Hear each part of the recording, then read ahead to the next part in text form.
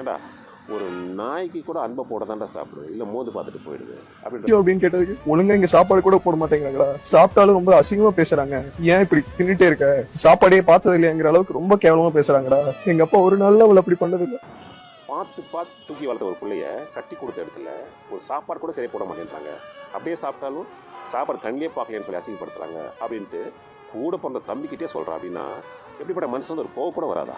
ஏண்டா ஒரு நாய்க்கு கூட அன்பை போட தாண்டா சாப்பிடுது, இல்லை மோந்து பார்த்துட்டு போயிடுது அப்படின்ற பட்சத்தில் தூக்கிட்டு வந்து ஒரு மாதமோ 2 மாதம் வீட்டில் வச்சு சமாதானப்படுத்தி பேசி கூட அமைச்சிருக்கலாமே.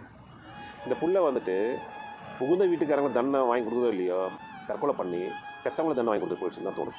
உடலை விட்ட உயிரும், கடந்து விட்ட நாட்களும், பேசிவிட்ட வார்த்தையும், இழந்து விட்ட இளமையும், சொல்லப்பட்ட வாக்கும் இந்த ஜென்மத்தில் வருமா?